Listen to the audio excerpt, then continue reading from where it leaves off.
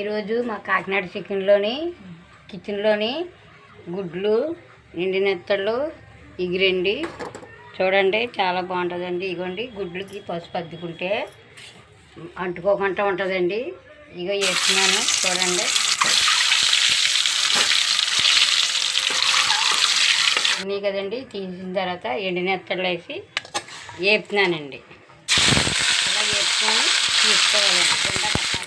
వేగిపోయి అండి నెత్తళ్ళు ఎర్రగానే తీసేస్తున్నానండి పక్కకి.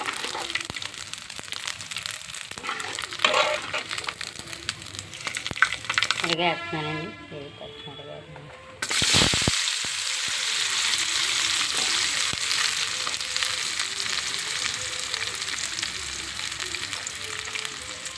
ఇంకా పచ్చిమిరకాయ వేస్తున్నానండి. ఇవి కూడా ఎర్రగా వేగాలండి. వేగిన తర్వాత అది చూడండి. ఉల్లిపాయలు ఎర్రగా వేగాక ఓ స్పూనుడు అల్లం వెల్లుల్లి పేస్ట్ వేస్తున్నానండి. ఇది కూడా అలాగే ఎర్రగా వేగాలండి.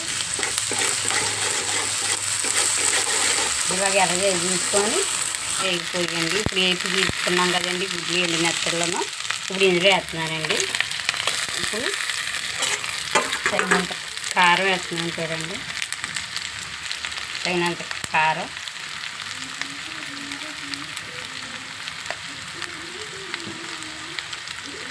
తగినంత ఉప్పు అండి.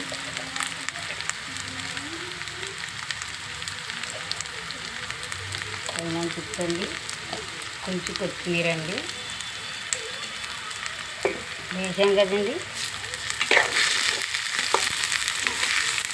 వేసాక ఇలాగా కలుపుకోవాలండి. కలుపుకున్న తర్వాత ఇప్పుడు తగినన్ని నీళ్ళు పోసుకోవాలండి. అప్పుడు కర్రీ తయారవుతుందండి. కర్రీ తయారైన తర్వాత ఒక 5 నిమిషాల్లో మరి కర్రీ పెడతాను. ఇందులో కొంచెం గరం మసాలా కూడా వేస్తున్నానండి. చాలా రుచి ఉంటుందండి. ఎండి నెత్తళ్ళు అంటే చాలా బాగుంటాయండి.